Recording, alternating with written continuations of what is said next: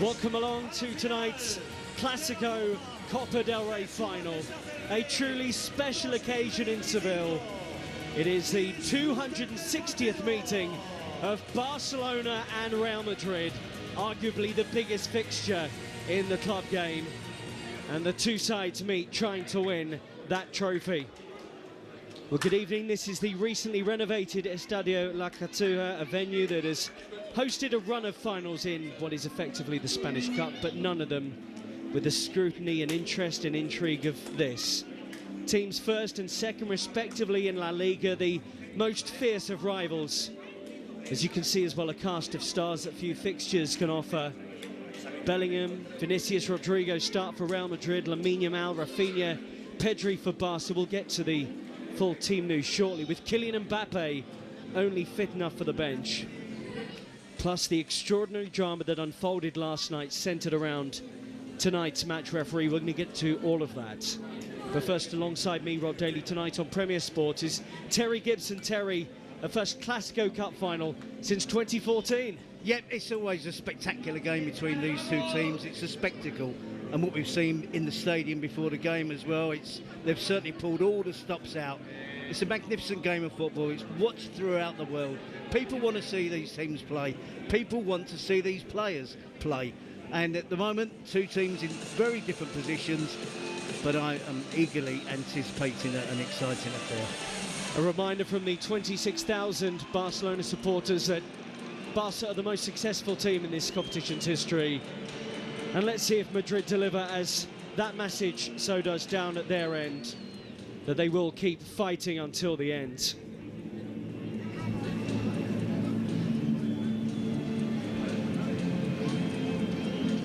The teams step out tonight for El Clásico.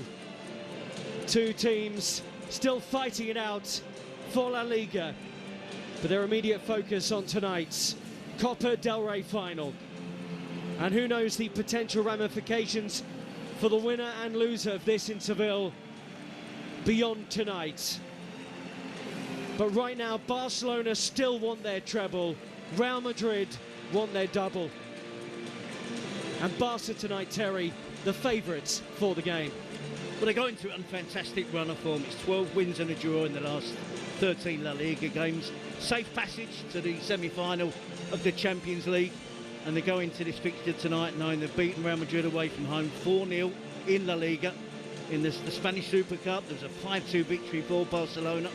So everything in the garden is rosy for Barcelona, but I promise you, don't underestimate a wounded Real Madrid. Write them off at your peril. Difficult tonight with no Mbappe, that makes life tougher for them. But we always expect something spectacular when Real Madrid are wounded and they're in trouble. And Ancelotti's team, more than not, often do fight back. Well, these are the scenes in Seville as Hansi Flick and Carlo Ancelotti denied the chance to meet up yesterday as part of their media obligations because of Real Madrid not committing to them. But they do embrace tonight. Hansi Flick looks to become the first Barcelona coach to win his first 3 Clásicos, but first, the national anthem.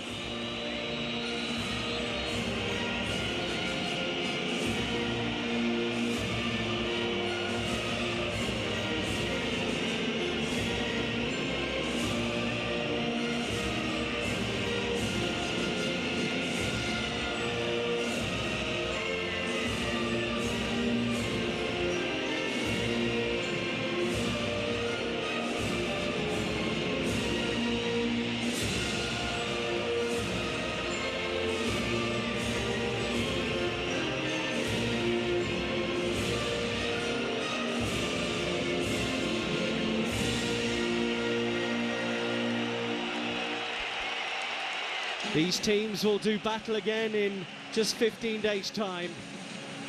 Royal attendance too, of course, for the Copa del Rey final.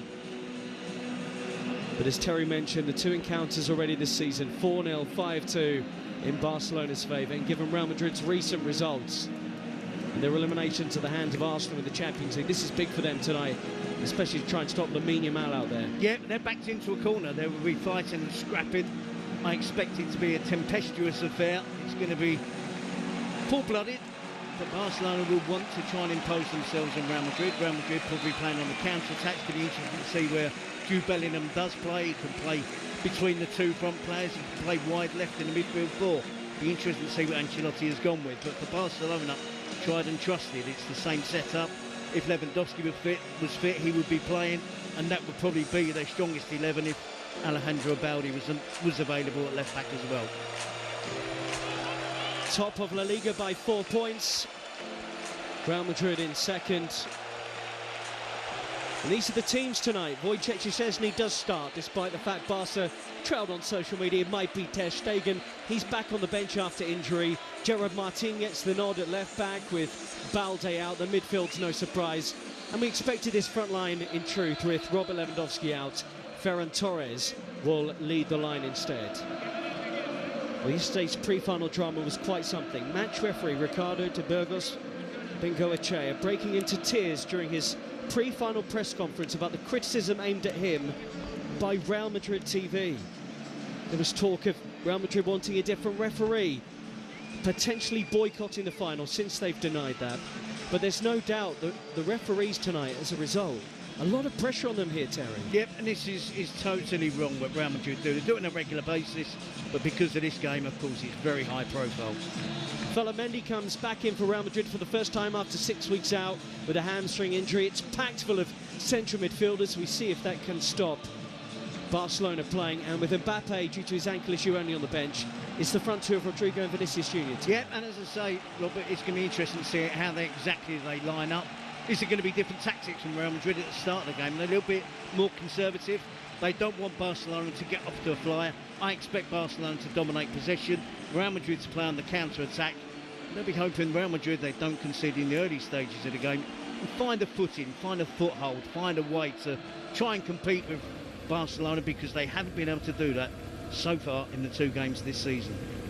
You are looking at the recently renovated Estadio La Cartuja in Seville. Upgrades completed just in time for the final. There was talk it wouldn't be ready for the final, but it is. The athletics track is gone. You can see the additional seating now. 15,000 extra seats, all undercover. There wasn't any grass in the stadium, so it'd be interesting to see. Hopefully that holds up well and doesn't contribute to any mistakes or whatever, or injuries during this match.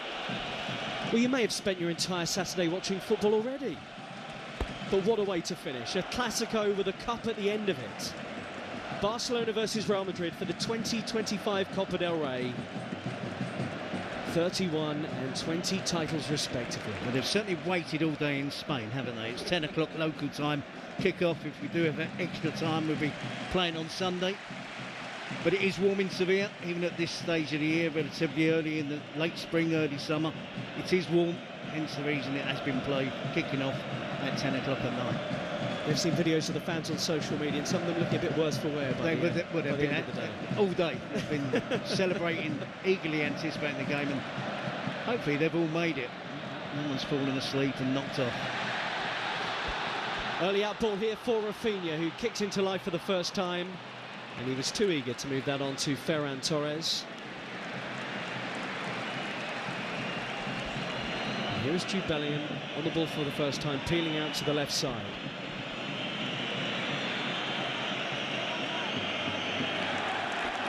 This is how Barcelona play. We haven't seen too much of them this season. They press really high up the pitch. They have a high defensive line. They move to catch teams offside. They caught Real Madrid offside so many times in the game that they won 4-0 in La Liga. So Real Madrid will adjust. They'll try and break down and beat this offside trap. But it's intense, it's fast and furious, and they will try and play everything in the attacking half of the pitch. Shifted out by Pedri to Gerard Martin. Ferran Torres, great touches, and he's got away from his defender, and a combination of Tchouaméni and Rudiger deals with that. Just about. There we see the first breakthrough from Barcelona, which will concern Real Madrid. This was all far too easy. Real Asensio makes a risky challenge. Ferran Torres skips over it. I thought he was going to shoot. Didn't fancy his chances of beating Courtois at the near post, and it almost did fall into the path of 2 of his teammates attacking the 6-yard box. First Barcelona corner, and Dani Olmo stands over it. Good ball, and Jules Koundé had got free of his marker. He's one of those cheeky players, Jules Koundé. When you're marking players from Barcelona, there'll be bigger players to mark. And he falls into that category of maybe Real Madrid's third or fourth tallest player, marking him. And he's really, really good in the air. He's not the tallest of players, but he has a real good leap. So I'm surprised that he was left relatively unopposed there. And a sharp start from Barcelona, which I expected.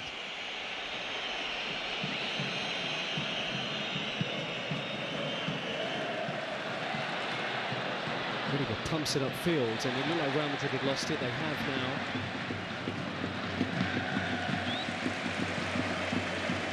Is Inigo Martinez. In a stellar season for Barcelona at centre-back. Pedri.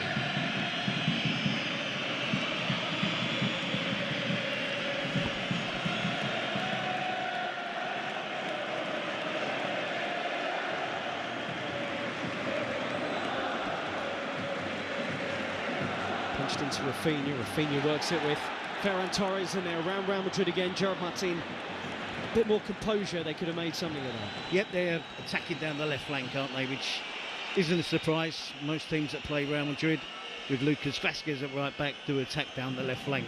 So you haven't seen too much of Lamine Yamal. It's been the fullbacks. And Gerard Martin on that occasion breaking forward into the left wing position.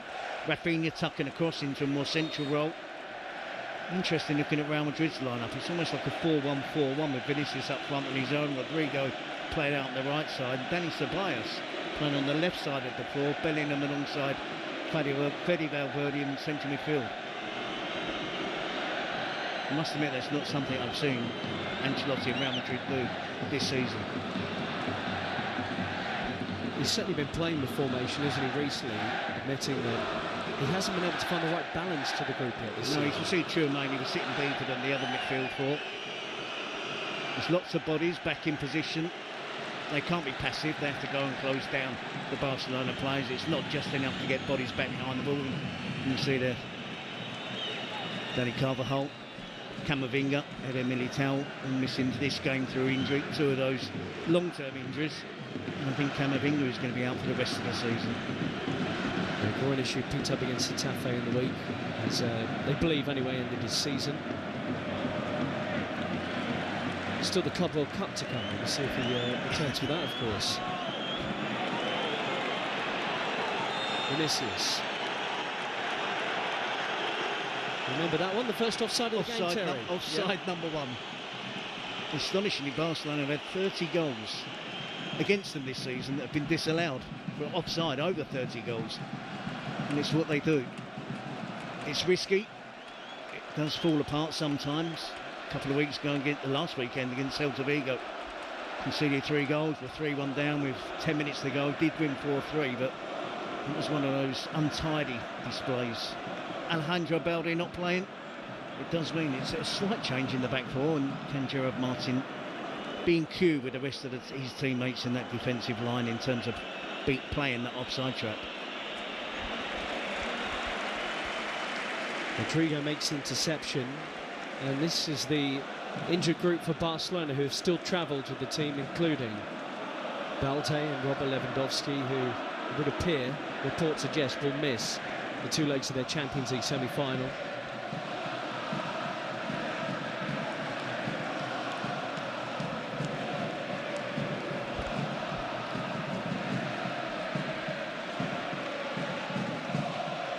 Pedri. Shifted back to Frenkie de Jong. His third captain wears the armband tonight with Ter Stegen and Araujo on the bench.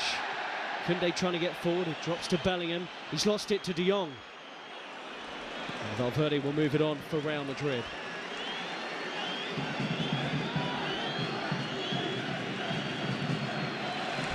See the closing down. It's so positive in Barcelona. As soon as the one player loses the ball, they hunt impacts. They don't think about the passing behind. They just go directly ahead of them. They're backed up by teammates.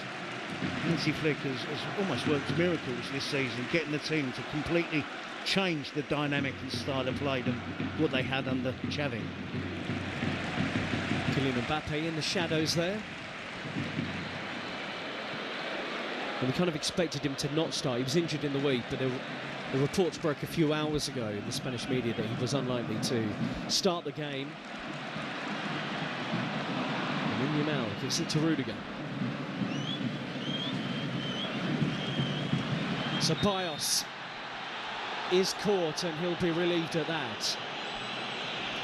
I think the referee probably does just get it right, and I'm looking at the response of Dani Olmo, who probably thinks it's a close one. He just clipped there, Dani Ceballos. Again, another example of how Barcelona play. Real Madrid struggling to get out. This is Fernand Mendy, who's been out for 6 weeks. There was a real doubt for this game. A little bit of a surprise that he started. The ball's barely been out on that side of the pitch. It's been down the left. We haven't seen Lamine Yamal involved in the game as yet, so I'm assuming it's going to be Fran Garcia, the player we see there, but he has been using David Alaba in recent weeks, but he came off injured in midweek against Getafe, so this is a big problem. Look, saying that, I think Fran Garcia is a really good left back, so they do have a suitable player. It's a like-for-like change, but this probably does mean that we're not going to see too much of Fernand Mendy for the rest of the season for Real Madrid. Yeah, we just saw a moment ago Davide Ancelotti, Carlo Ancelotti's son and assistant, shout Fran back at the dugout as Rudiger immediately said sub, and Vinicius Junior, if it wasn't clear, I think that's helpful. Yeah, Vinicius telling us. I think we pretty much knew that was going to be the case.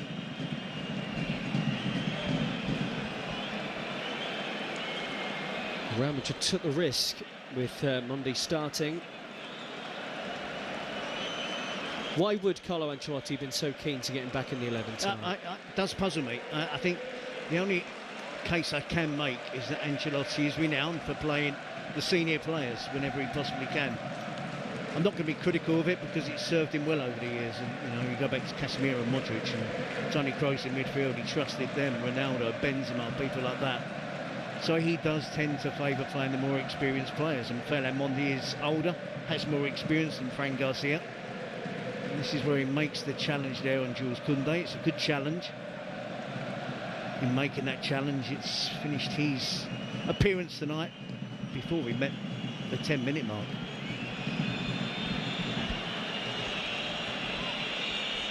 So off goes the Frenchman, his first appearance since mid-March. That 1-0 defeat to Atletico that, of course, Real Madrid eventually prevailed in overall in the tie in the Champions League. Alright bro, Yangoमै छ धेरै कमाई. याङ्गो प्रोमा दिनको 10,900 कमाई, bonus अनि प्यासेन्जरलाई दिएको छुटको payment पनि छुट्टै. भएन त गजब. याङ्गोसँग कमाईको नो टेन्सन. याङ्गो चलाइन्छ, मज्जाले कमाइन्छ.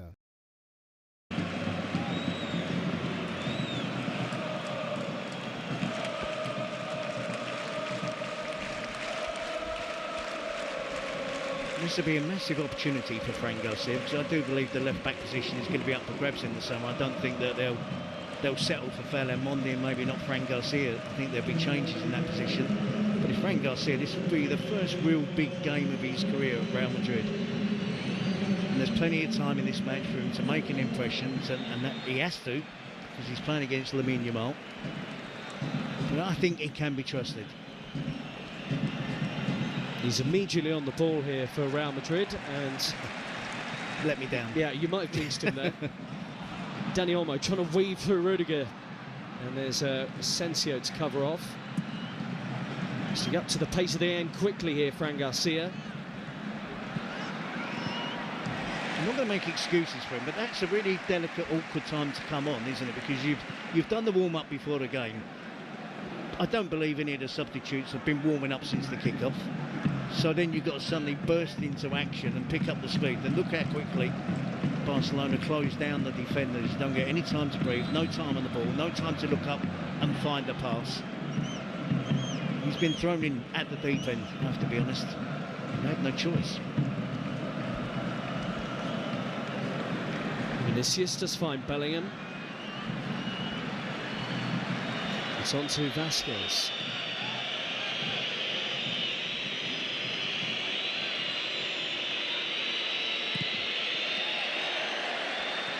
Madrid struggling to work this over the halfway line. Yeah. But when they do, there will be a threat. So I think that is going to be key for them, to be patient.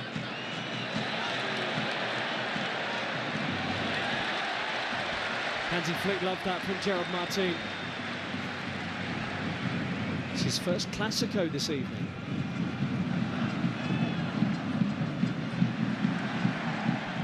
De Jong, Lamine Yamal looking to run at Fran Garcia for the first time and gets joy. Rudiger covers. And then Garcia covers him. That's what I mean about being thrown into the thick of the action, and suddenly Lamine Yamal, no one helping him out down that left flank. It's going to be Dani Ceballos ahead of him. You ain't going to get too much help defensively from Dani Ceballos. Rudiger did come across on the cover and rescue the situation, but it's the first moment of spark that we've seen from Lamine Yamal. Can't miss him with the new blonde haircut too.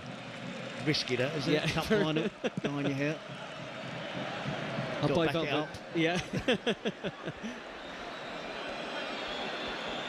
Well, he's scored in both Clásicos this season. He'll back himself, and he certainly has on social media over the past few days to have an impact tonight for Barcelona. Koundé.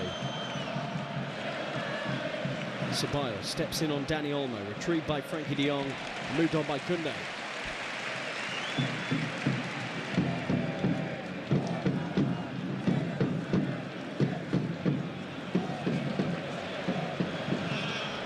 Pedri floats in field, exchanges with Rafinha. Foul, but it just feels like Barcelona all over them at the moment. Yeah, I actually didn't think that was a foul.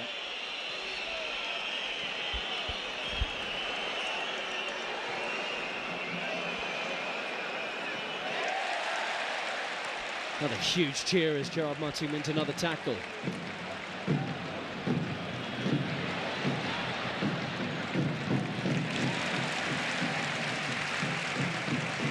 Kubasi. I mean, Real Madrid and Ancelotti won't be enjoying this, but they won't be too upset about it. At the moment, Barcelona, I know we're only approaching the 15-minute mark, no real clear-cut chances. Real Madrid have suffered their player going off injured. This is not normal for Real Madrid to be starved of the ball and not get across the halfway line, but I think players and Ancelotti be looking and still thinking it's still 0-0. Rafinha goes early with this ball, and Lamine Yamal wasn't there to meet it. Away by Fran Garcia, retrieved by Koundé. Now Dani Olmo. Pedri clips it, and you can see the idea. Yeah, probably Lamine Yamal should have been on the far post there. He reacted too late.